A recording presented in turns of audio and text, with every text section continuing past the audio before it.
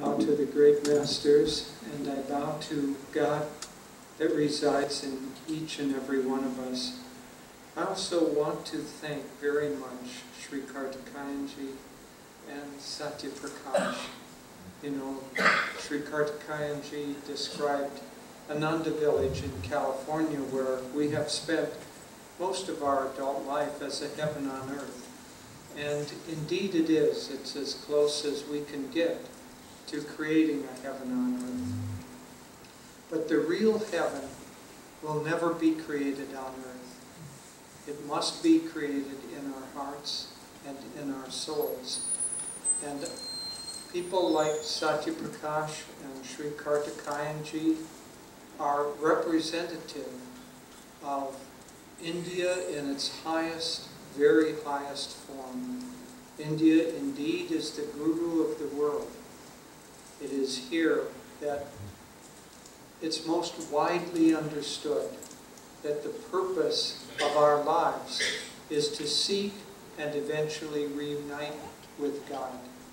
Now, Ananda village is a beautiful place, mainly because of that understanding, but it is a little island in a sea of materialism.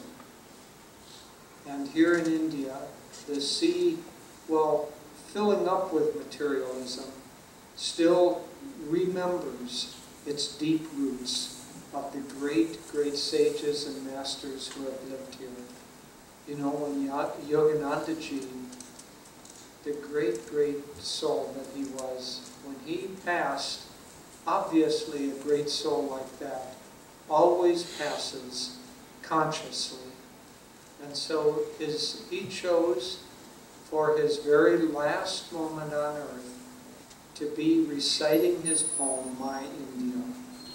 And his very final words on this planet were, my feet are blessed. I am blessed. My feet have touched that sod. And reflecting that, Devi and I are blessed because our feet have touched the sod of this most spiritual country on earth. I'm very thankful to all of you and thankful to the great masters who have resided here and have created the understanding that humanity at this time so desperately needs of our connection with the divine, our connection with each other, and in the deepest way possible, that when we connect with all that is, then only will the problems of this planet be solved. Tonight's topic, the joy of Kriya Yoga in daily life, is very close to my heart. It is only 1 month from today will be the anniversary. I will start my 48th year as a Kriya Bhava. I took initiation from Swamiji at the end of December in 1967 and have been practicing Kriya Yoga faithfully from that day on, never missing a single day of practice from that first initiation. So I can testify to the power of Kriya Yoga.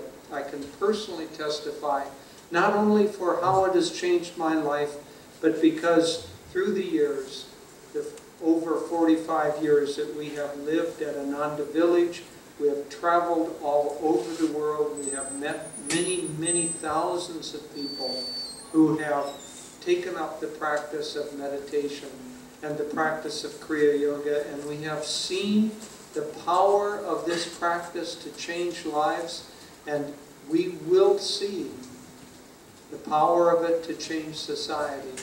But let me talk a little bit about what it is, because not everyone here knows what the science of Kriya Yoga is.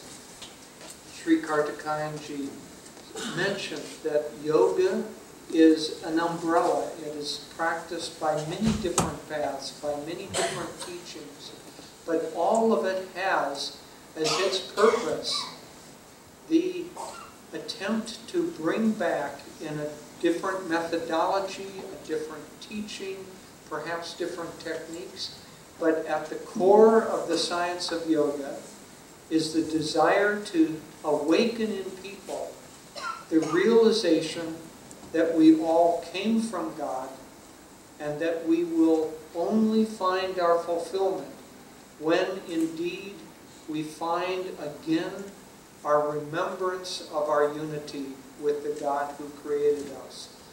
And society as a whole will only find its fulfillment when enough people practice and remember that. Now, I don't want to be sectarian. I don't want to say that Kriya Yoga is the only path, nor do I even want to say it is the best path. But I will say that for me, it is the best path. For those who practice Kriya Yoga, for them, it is the best path. It is a wonderful path, and it brings people very rapidly to an elevated spiritual state. Yogananda described Kriya Yoga as the jet airplane path to God. He was saying that to make a comparison between outer practices of religion, outer practices, ceremonies, even though they're engaged in very seriously and with a great deal of sincerity by the practitioners, still they reside outside of ourself. Yogananda said that the true altar at which we must worship is the altar of our own central nervous system. Because nothing outside of ourself is going to change us in the way that we will be changed and uplifted if we work with the central part of our own being, which is our central nervous system. So Kriya Yoga, to describe it very briefly, is first of all a practice of meditation. Now Yoganandaji defined meditation in a very interesting way and in a very clear way. He said meditation is deep concentration on God or on one of the aspects of God. Traditionally, there are 8 aspects of God. There's joy, peace, wisdom, light, sound, love, calmness, and power. And these aspects of God, like the spectrum of a rainbow, you take the light of the sun and it seems to be one. And of course it is one. But if you take a prism and you hold it up, that light becomes divided into the various wavelengths and gives us the colors of the rainbow. Or you can look up at the sky during that special time. The Christian Bible describes the rainbow as God's promise to mankind of His presence. And so that beautiful spectrum is like the spectrum of these different qualities of God that we can meditate on. So deep meditation is deep concentration on God or on one of these aspects of God. Now, where does Kriya Yoga fit into that? We won't be able to concentrate deeply if our minds are scattered, if our minds are outward. Yoganandaji said that the senses impel us to direct our minds outward into the world around us. And so the sight, the things that we see, the sounds that we hear, the taste, the touch, the odors, all of those direct our consciousness outside of ourselves.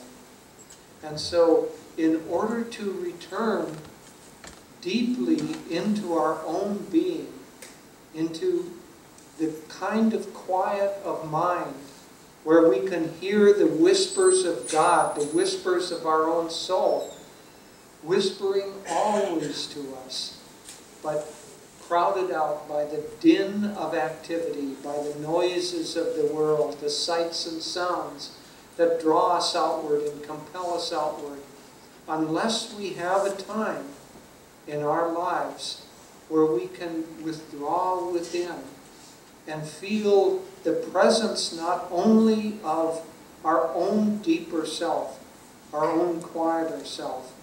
But as we do that, and do that more deeply, then we realize that if we're meditating, for instance, on the light, and we achieve the state of deep concentration of meditation, true meditation, that Yoganandaji was talking about, where we not only perceive the light, but we have deep, deep concentration on that light.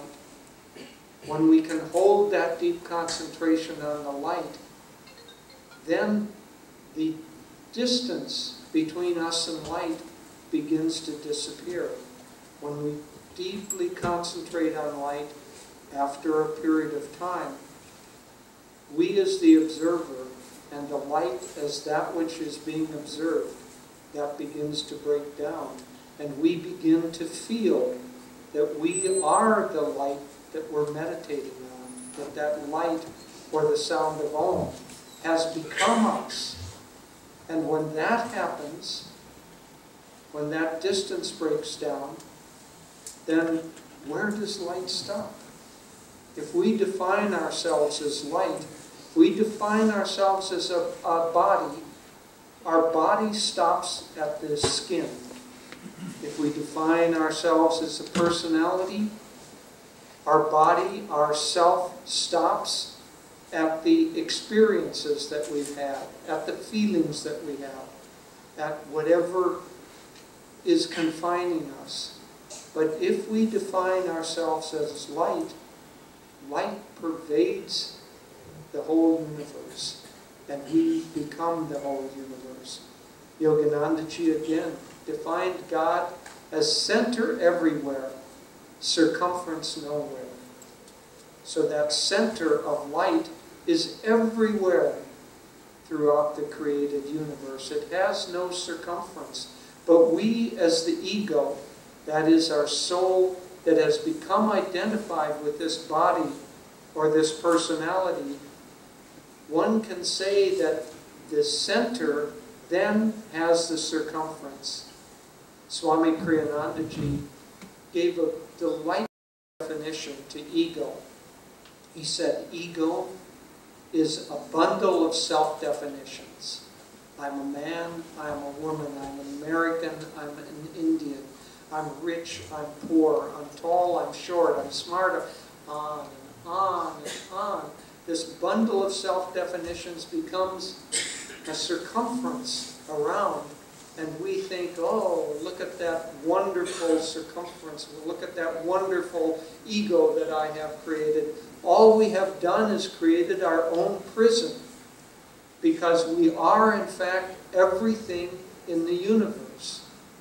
But if we take the infinite possibility and we take out of that infinite possibility a few paltry self-definitions, no matter how big we think that is, it is tiny, tiny, tiny. And we have done nothing other than subscribe ourselves. So how do we get out of this prison? Our soul knows we will never feel fulfillment. Everyone in this room, I know that you've experienced it because everyone in the world experiences it. You have the experience that I'm something more, or at least I want something more.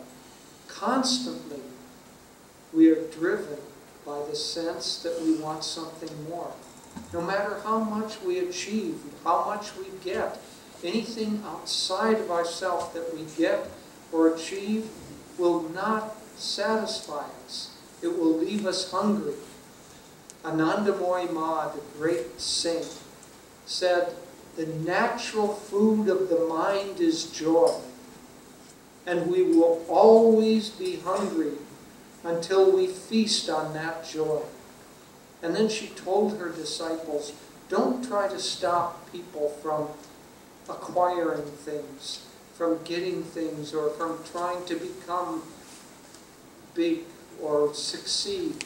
She said, they have to do that. They're starving to death because they have not yet learned how to eat joy. And so this is the only food left for them. Don't stop them from trying to achieve it. Let them try to achieve success. Let them try to achieve fulfillment through marriage, through money, through reputation, through fame, through whatever. Because that attempt to achieve something more will lead us on. We don't have to worry about whether we will end up seeking God. There's nowhere else to go. Everyone on this planet will end up seeking God. In fact, as Yoganandaji said, everyone on this planet is already on a spiritual path. He said the fundamental motivation for every person on this planet is to seek happiness and avoid pain. And so that seeking of happiness will drive us on and on and on. And so the seeking of happiness will first, maybe a person of low consciousness will think, my happiness lies in getting drunk. My happiness lies in cheating, in stealing, in hurting other people. Gradually they'll learn that their happiness does not lie in that. And so that motivation will drive us on and on and on until finally we come to the point where we find out through our own experience that nothing outside of ourselves will satisfy us.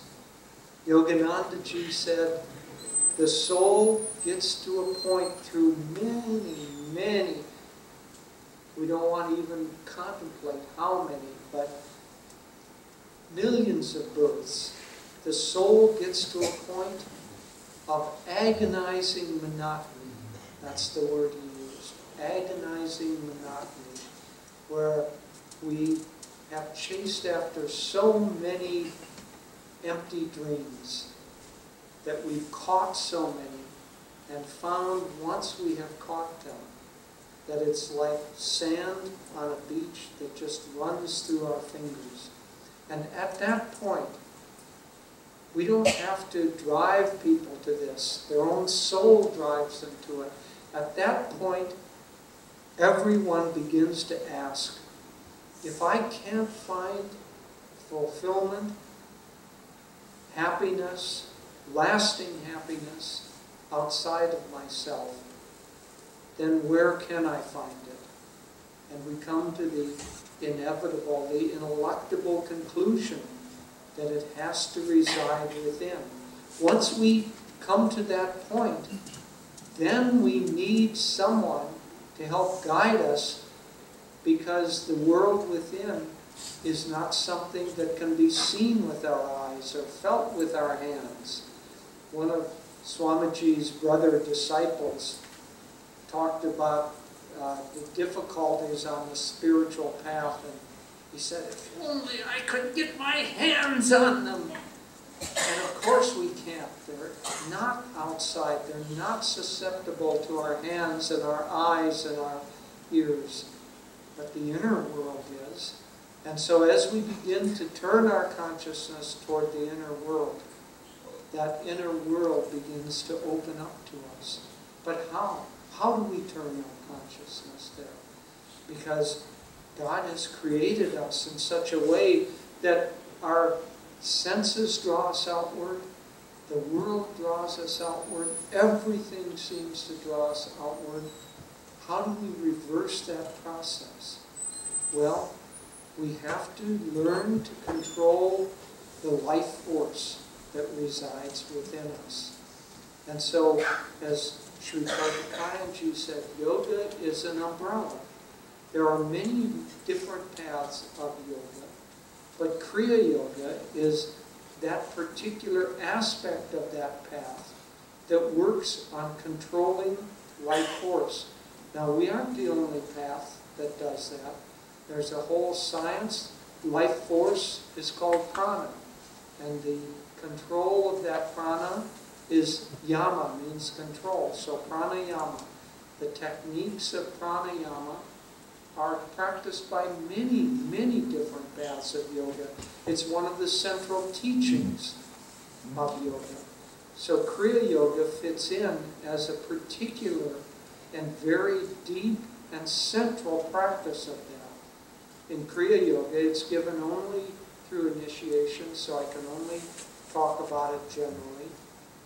But in Kriya Yoga, by concentration and by the use of a particular breathing technique, we rotate energy around the inner spine, and that magnetizes our own central nervous system.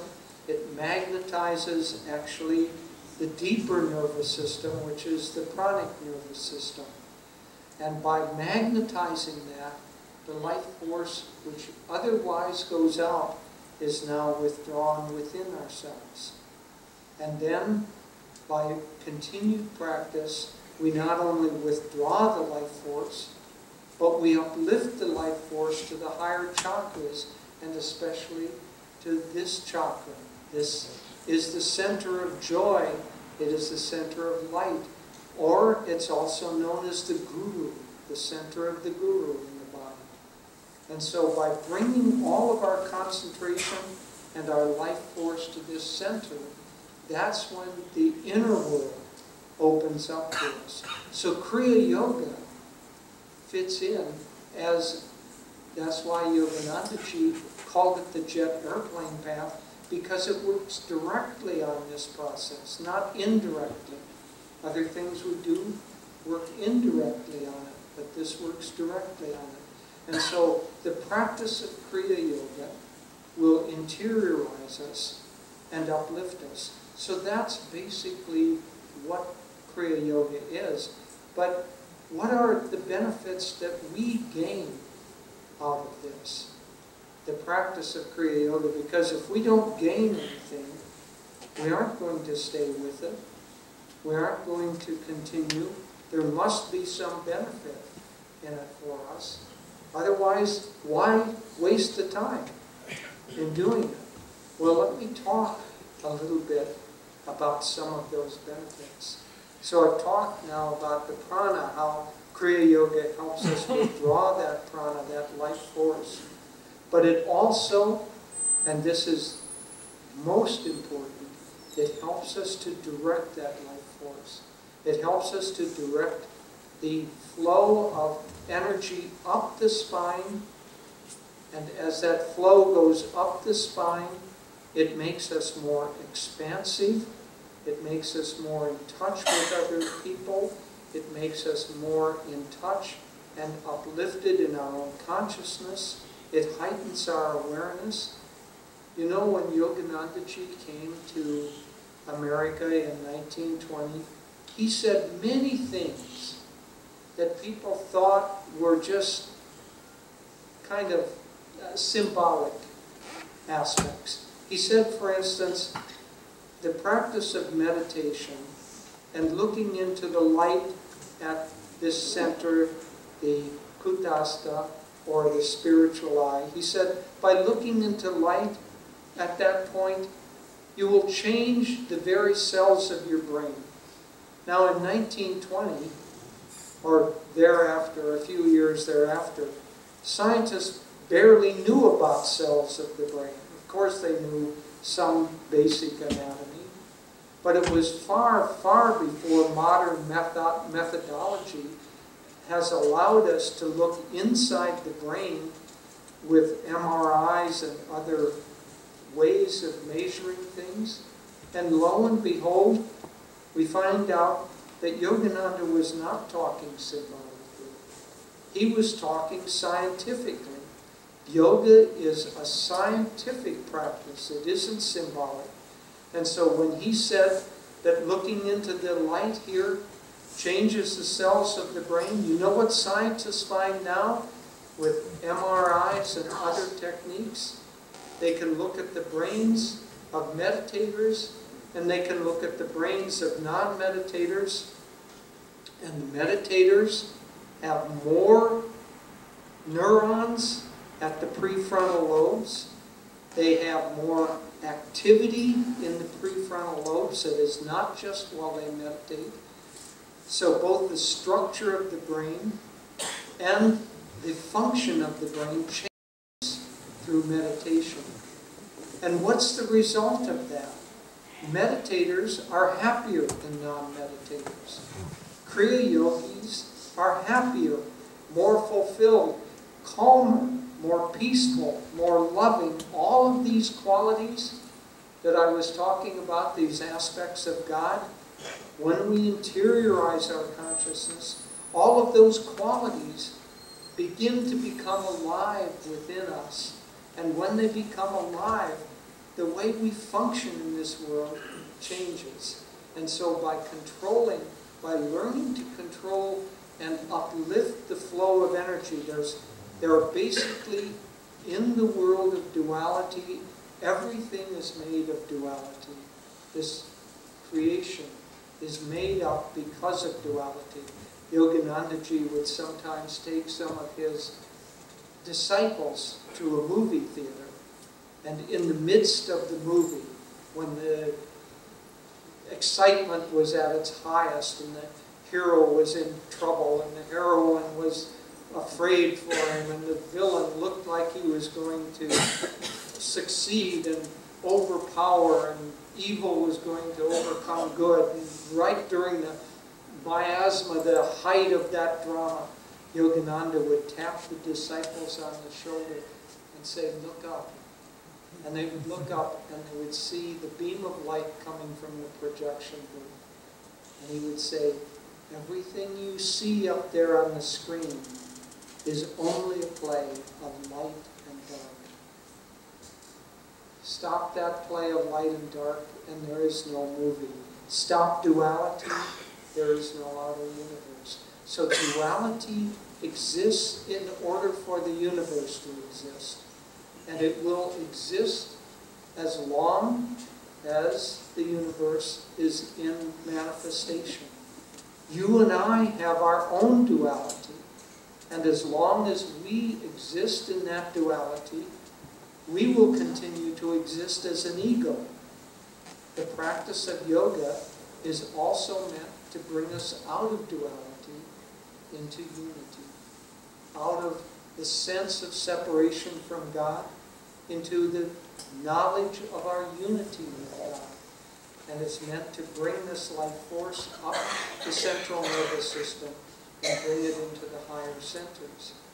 Now, that upward flow of energy, as opposed to the downward flow of energy, is what creates our happiness or our sadness. We think, because the energy goes outward, we think that we're happy because something happens to us. And we're unhappy because something happens to us that we don't like. And so we think, let's say that if we get a shiny new car, that we're happy because of the car. We aren't happy because of the car. We're happy because our response to the car, our reactive process, creates an upward flow of energy. And as long as that energy is flowing upward, and we attribute it to the new car, then the new car is in fact a source of happiness to us. But not the real source. It's just the excuse that we use in order to have our energy flowing in a positive direction. So, if we want to be a slave and subject to the vicissitudes of this world, of it making us happy or unhappy at its whims, then the simple problem is that we haven't learned how to control that flow of energy positively in the spine. It's even reflected in the way, in the body posture that we have. Have you ever seen, when you're happy, you stand upright? The picture of Babaji and Lahiri Mahashaya have their eyes upraised. That's because their energy is up. Their eyes follow that energy. And when we are happy, we stand up, we look up, We feel the uplifted energy. Have you ever seen somebody in a posture like this say, I am so downtrodden and depressed? Or have you ever seen somebody, even the breath, I am so happy? No, the body reflects these states. It has an innate wisdom. And so when that energy is flowing upward, then we are happy. Then we are fulfilled. Well, we have within us the power to choose to be happy in every circumstance, and the power to choose to be unhappy in every circumstance. And part of the science of yoga, and especially of Kriya yoga, allows us to take control over the flow of energy, which is the cause of our happiness and unhappiness. So Kriya yoga allows us to choose to be happy no matter what the outer circumstances are that would otherwise propel us to be happy. And as that upward energy flows, we begin to find an expansion of our consciousness, an opening up of our consciousness. When it hits a lot of our emotions, the feeling nature is felt in the heart. So when you are in love, you feel that, oh, my heart is so happy. When you are sad or something terrible happens or a relationship breaks up, you say, I'm heartbroken, because we feel that energy. So upward flowing energy in the heart makes us full of gratitude, full of expansion, full of love, all of the positive qualities of feeling. It isn't something outside of ourselves that does that. It's inside of ourselves. Take this as an example. Just suppose that tomorrow morning you get a letter, you and your sibling get a letter from some law firm saying that an auntie has died, and the auntie has left you a sizable sum in her will. Let's say, I don't know, 50 lakh. And so all of a sudden, tomorrow morning, you receive a letter saying that you have 50 lakh. Now, if the energy is upward flowing, especially in the heart center, your reaction to that will be, oh, how kind of her. What a wonderful auntie that was. Oh, I remember all of the wonderful things. I'm so fortunate. Let me share this bounty with some other people. Let me do some good with this money that I didn't know that I had before. That's the response to an upward flowing energy. What is the response if the energy is downward flowing? Let's say your negative twin has received that same letter, and the thought is, well, that auntie was really wealthy. Why has she only left me this amount of money? What a cruel thing. Well, if I only have this much, I'm certainly going to have to clutch it all to myself. Maybe I'll keep it secret so nobody else can get their hands on it. So the downward flowing energy contracts the heart and pulls us into separation. Upward flowing energy expands the heart and connects us with other people. And so the practice of yoga, the practice of Kriya yoga, begins to move the energy in an upward way until finally we get to the point where our energy is moving so habitually in an upward direction that we are simply a storehouse of kindness. Let me tell you a story about Swami Kriyananda that happened on his last trip to India.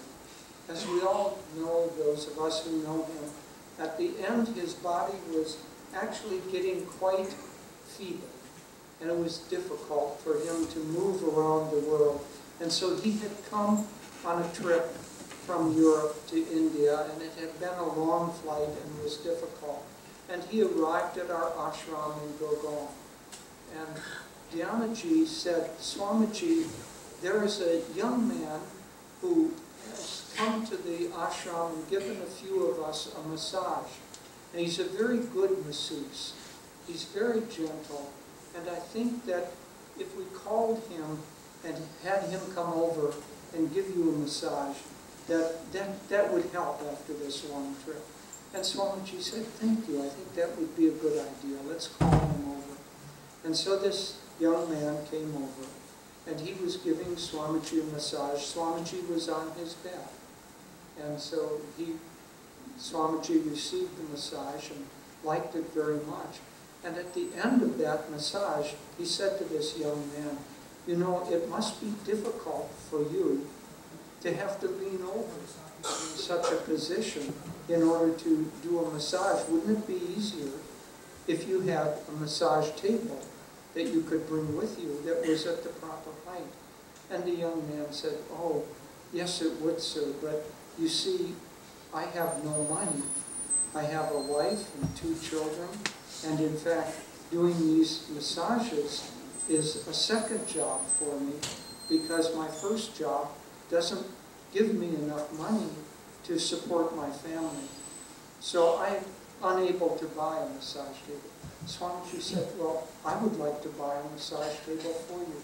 Now note that this is the first time Swamiji has ever met this young man. And the man said, oh, no, please, sir, they're quite expensive. And Swamiji said, well, still, I would like to buy one for you. How much are they? And the young man said, oh, they're quite expensive. I think they're more than 10,000 rupees. And Swamiji said, that's fine, you find one, and I'll buy it for you. And so a day later, the young man came back, and he said, oh, sir, when I went to the store and actually found the price, they were double the price of what I had said. So they're very expensive. And so thank you for your kind offer, but that's too much. Swamiji said, no, that's fine. I would still like to buy that for you. You go and you get that massage table, and then you have the bill sent to me. And the young man, now that in and of itself is a kind act. But here's the real magic of it. When that young man left the ashram, before he left, he talked with one of the people there, and he said, I have grown up as an orphan. I lived on the streets, and I barely was able to survive. And finally, I came into my later years. You know, I grew up, I found this occupation, I learned massage. But what I have never had in my whole life, and have always yearned for, is to know the love of a father. And today, for the first time, I have known the love of a father. Now, Swamiji didn't know the story behind that young man. He just had an open heart that wanted to help everybody that he came in contact with. That's the power of Kriya Yoga. It uplifts, it opens our heart. Remember when I said the different aspects of God? One of those aspects is love. And when we come deeply in contact through meditation with that aspect of love, love becomes not something that we do, it becomes our very nature. It becomes our very definition. Swamiji couldn't help but love. He couldn't help but help people. We heard a very, very interesting dream that someone had recently. In the dream, there was a small gathering, a kind of a satsang, and Swamiji was there. And someone came up, and there was a young girl, about 8 or 9 years old. And the mother came up and introduced this young girl to Swamiji. And Swamiji looked at her and slapped her 3 times on the cheek like that. Not hard, but not really soft either. And the people around, this was all a dream now, the people around were kind of aghast.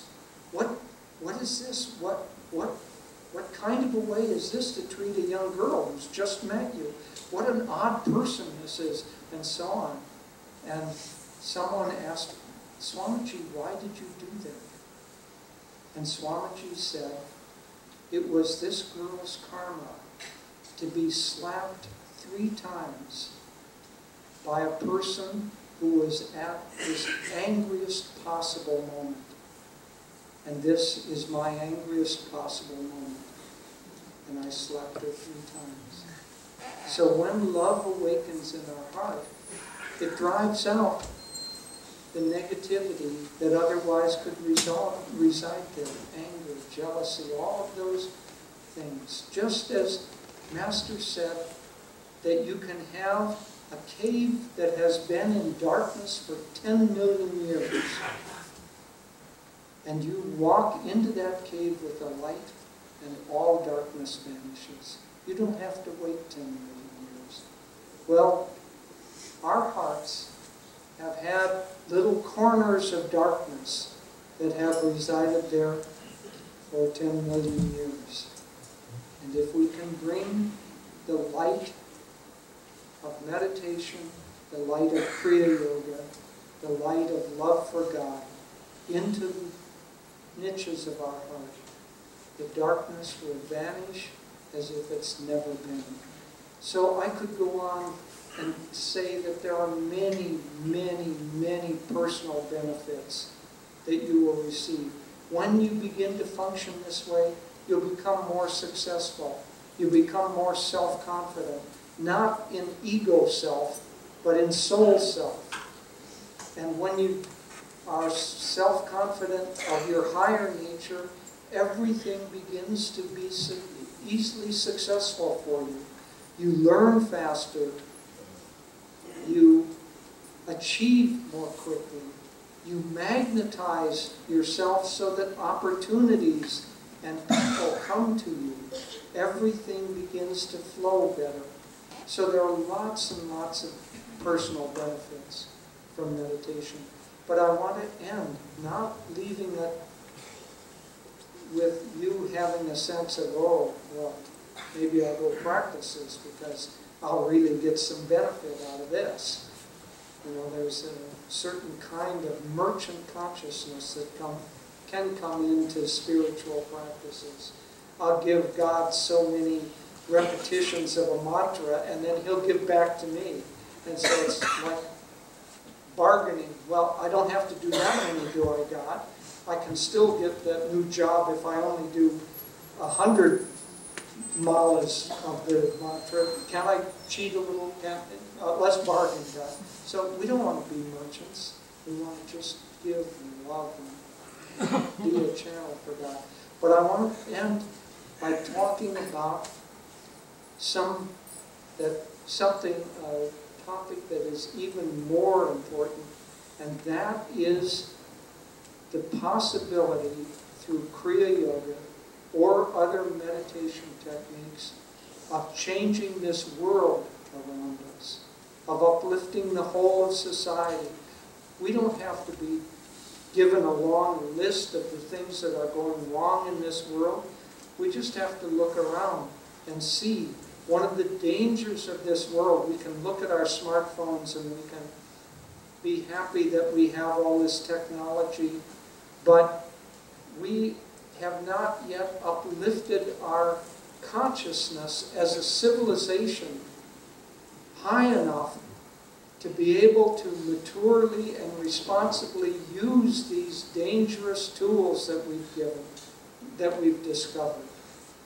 The proliferation of nuclear warheads around the world, all of the possibilities of, I won't go into it all, but we're like immature teenagers that have been given possible destructive and self-destructive tools. If we're going to survive this period, we have to uplift consciousness. And we cannot ask that that is done by politicians. Politicians argue with each other. They fight with each other. Why? Because their consciousness has not yet been lifted up. You know, when you hear two people in an argument, why are they shouting at each other? They're standing face to face, nose to nose, shouting at each other. Why are they shouting at each other? Not because their voices are apart, because their hearts are separated. And their hearts are far apart. And so they shout at each other in order to be heard. When people's hearts are together, they whisper to each other. A mother holding her baby just croons softly to that baby. If she shouted at him, you would think, what's wrong with that one? So we can't ask politicians or businessmen or bankers or anybody outside of ourselves to solve the problems of this world. The problems of this world will be solved not through anything outer, but by the upliftment of consciousness. And you and I have a responsibility to uplift ourselves, and through that, to uplift the world. Now, am I talking just theory here? No, I'm not talking theory. I have lived for my whole adult life in a community of people who have practiced Kriya Yoga, who have uplifted their consciousness. I have lived in a community where for 45 years I have never heard one person shout at another person. I've never seen anyone strike another person. I've seen decisions made by people going against their own self-interest and deciding something because it's for the good of everyone. And so I know that this kind of practice can change a society, at least on the level of a community. You know, the people at Ananda, we have a clinic where we all go to our clinic with a doctor and medical care. And so the 250 people of Ananda go there. But that clinic serves 5,000 other people in the immediate area. And the doctor has found that the people from Ananda are 10 years younger in their chronological age compared to the other people living in the same area. So we're healthier, we're happier, we're more uplifted, but it isn't just us. There was an experiment done in a small town in the east coast of America. This was done by a group of TM people, the followers of Maharishi. They decided that they would move to this town in fairly large numbers because there was the theory that if they could make up 1% of the population of any area, it would change things. And so they said, well, let's not just see whether this is theory. Let's test it out. Let's be scientific. So they moved, and they had about 1.5% of the population of that town that were meditators. Then, a few years later, they looked at statistics. Crime went down to less than half of what it had been. Schools improved, test scores improved, even the weather improved because of a group of people meditating together. Well, you and I have a responsibility to help uplift this planet. And that responsibility will not be achieved by telling somebody else that they need to change their behavior. It will be achieved by us uplifting our consciousness, changing our own behavior. And if enough of us will do that, we will become a beacon of light that will change the world around us. And incidentally, it will give you a wonderful life, a control over your own happiness, and ultimately the reunion of your soul with the God who made us all. Good evening, everyone. I'll share a few words in addition to what Jyotish has said. One can get very excited about reading all the scientific research that's being done on what is the human potential. I saw a wonderful quote recently from Mahatma Gandhiji in which he said, "The difference between what we do and what we are capable of doing is sufficient to change the world." And so, what are we capable of doing? And this is what the science and practice of Kriya Yoga awakens within us. It awakens our own latent potential as human beings. I read an article some time ago about a woman who had such incredible sensitivity to the variation in color that where most people would see red, red-orange, orange, 2 or 3 colors, she would see hundreds of variations in that spectrum. And paint companies would hire her because when they would make those little paint samples, because she could see with such accuracy that differentiation. And this is just one little aspect of our human senses, that why can she do that and I can't do that? And you know, it's just like, think of the difference between ordinary light bulb when you turn on a light in your room and a laser beam. What's the difference? The light bulb sheds light, maybe you can read, maybe you need to turn on the lamp, but it diffuses light around the room. But a laser beam, because it is focused, it can perform surgery, delicate surgery on the eyes, on the brain. It can cut through metal. It can, with incredible precision. Well, what's the difference between a light bulb and a laser beam? Focus directed energy. And this is what Kriya Yoga gives to us. It gives us the ability to focus and direct our energy so that whatever we do, we are doing it with our full potential. And Swami Kriyananda, who we refer to often, he was our spiritual teacher for more than 45 years. His name, he chose the name Kriyananda, which meant joy through the practice of Kriya Yoga and joy through action. And he was able to show in his lifetime how the practice of Kriya Yoga enhanced and enabled him to accomplish what was seemingly humanly impossible. Writing 150 books, 400 pieces of music, on and on we could go. But he said to us often, people need to understand, I am not special. I have just practiced Kriya Yoga. And I have been able to actualize my full potential because of it. And all of you can do that too. Jyotish was speaking of the frontal lobes of the brain where they do a lot of study there, scientists.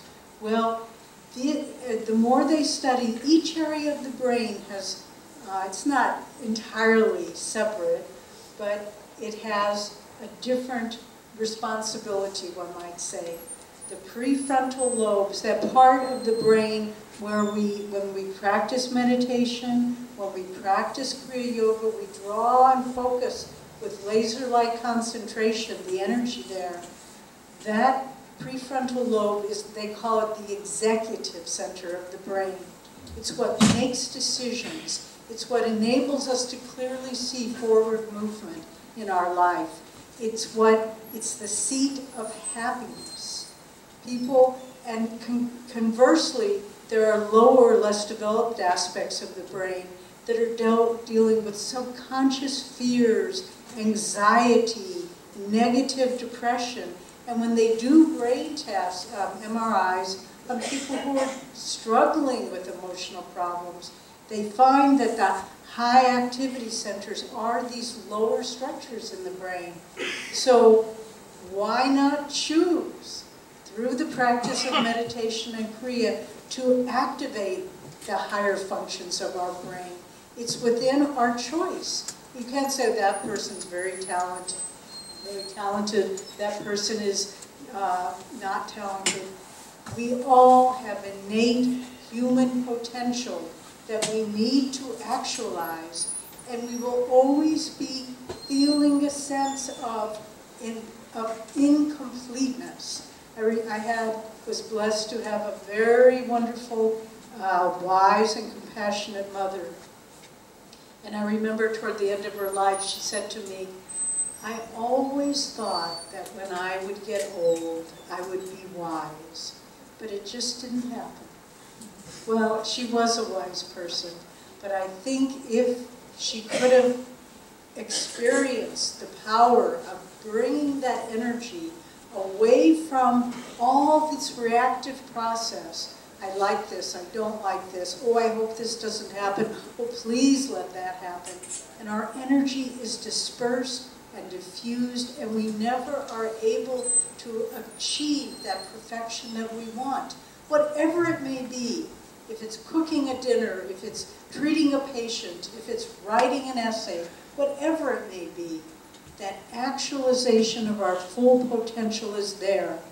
And another thing they're finding about with brain study, it used to be, in fact, our friend who is the main doctor at Ananda Village in California, who runs this clinic, he said, when I was going to medical school, they told us that after 50 years old, the brain began to lose its capacity to learn and change. He said, now, more recent research is finding this is absolutely false. The brain never loses its capacity to grow and to change and to adapt, to learn new languages. It's we ourselves who choose.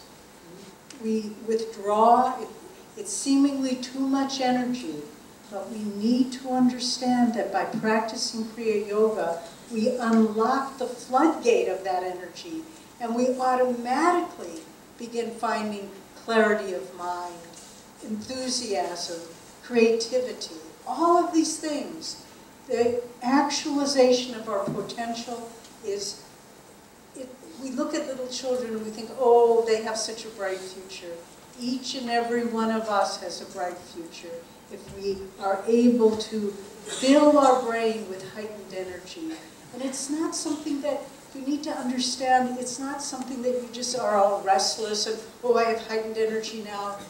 The power of Kriya Yoga is the most calming, centered, focused experience you will ever have in your life. Nothing will ever touch that experience because you are experiencing your own highest self. Kriyanandaji would often say, I am not here to convert you to anything but your own highest self. And that's what we realize through these wonderful techniques. Now, how can it help us? How can living on a higher level of our own potential, how can it help us in daily life? I'd like to touch on several areas. First of all, dealing with challenges and problems and obstacles. Yoganandaji had a wonderful saying. He said, there are no obstacles, there are only opportunities. And I have seen this in my life as a disciple of Yoganandaji, as a student of Swami Kriyananda. We have, in building this Ananda worldwide work, I can't begin to tell you the obstacles we have faced.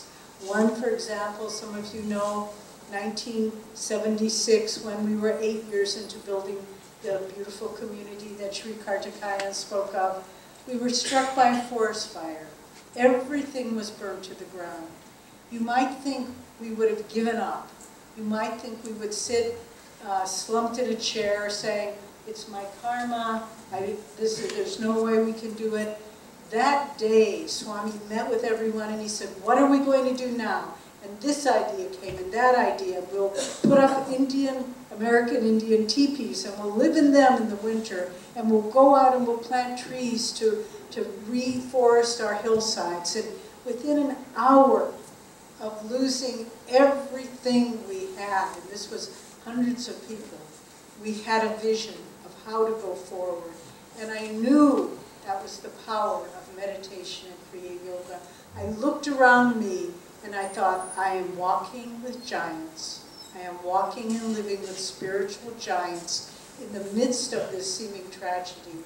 And it's all, you know, again, when you're having a problem facing you, haven't you often heard someone say to you, why don't you just sleep on it? In the morning, maybe you'll find a solution. Well, that works to a limited extent, because when you sleep, you get fresh energy, your mind clears, you're able to approach it in a new way. But why not accelerate that process? And that's what Kriya Yoga does. It stimulates that executive function that comes up with solutions, that is able to say, we could do this or that or this. And it's a thrilling thing to watch, the undeterred human spirit. Then, once you're able to come up with these creative solutions, how do you know which one to do? So often people ask us, how do I know how to make the right choice in life? Whatever it might be, job, marriage, children, whatever it might be. Well, the practice of meditation and Kriya Yoga develops the intuitive faculties, so that if you have 5 choices in front of you and you hold them up in meditation, it's almost, I'm sure most of us have worked with those highlighter pens when you're reading or when you're studying in school and you think, oh, I must remember this, and you highlight it. Well, it's almost that same experience when you are trying to make a choice and you hold it up for intuitive guidance. It's as though one choice becomes highlighted and you know very clearly what to do. And so it helps you to make the right choices in life with confidence, because you are tuning in and understand what is intuition, what is intuitive, the intuitive ability to make the right choice. It's tuning into a bigger reality. It's getting, again, it all comes back to the same themes. It's getting outside of your own personal likes and dislikes, reactions, pro and con. And this is a saying that we often use in trying to make decisions in the communities that I've lived in throughout the world. If there's something uncertain and we're not sure where to go, we just stop and say, what is trying to happen here? And that's such a wonderful approach. Not, I want this, or you don't want this, but there is a higher guidance that's trying to come through. Let's find it. Okay, daily life. We're faced with challenges. We come up with clear solutions. But then, how do we develop the energy and follow through to manifest what we know is the right thing to do? Again, that comes from the release of energy that goes out in self-canceling directions. That's what so much of normal human processes are. They're self-canceling. I want to do this, but maybe I don't have enough time. This seems like the right direction. Oh, but what will people think of me? This is one thing I love so much about Swami Kriyananda. If he knew in his heart that something was the right direction to take, he didn't care what people thought about it. And it was often, I would not say often, I would say it was always the right direction to go. He had a beautiful song that he wrote, walk like a man, even though you walk alone. Why court approval once the goal is known? Let come who will, or let them all turn home. Your soul knows the answer. Go on alone. And so, if we can summon up the energy to say, I know this is the right thing to do, and I will keep working on it. I will keep moving it forward till it is completed. We were having dinner a few months ago with Sri Kartikaya, and you know, he travels all over the world on a constant basis, on a humanitarian, not vacationing, believe me, always on humanitarian efforts. And he said very quietly, he said, I have never foregone something I have made a commitment to. If I said I would be there, I will be there. That kind of, and it has given him the power to accomplish so much good for humanity. It's the power of being able to have your own energy at your own control. And then, as we move forward in life, we're making the right choices. We're able to accomplish them. Once we were somewhere with Swamiji, and he found a book in a bookstore he wanted to buy, and he went to the clerk, and they said, "Oh, I'm sorry, sir, that's just a sample. You can't buy that book." And so Swami said, "May I borrow your phone?" He looked, he got the phone number of the publisher. He called them up and said, "Hello, can you," this was before internet, "can you mail me that book?" And the clerk said, "My goodness, sir, you're certainly direct in your action." And he said, a little bit surprised, "I don't know how to be any other way." Just that direct moving forward of energy. And so as our life unfolds, we need to understand, please don't ever think, well, I'm 40 years old, I'm 50 years old, I'm 60 years old, my life is behind me.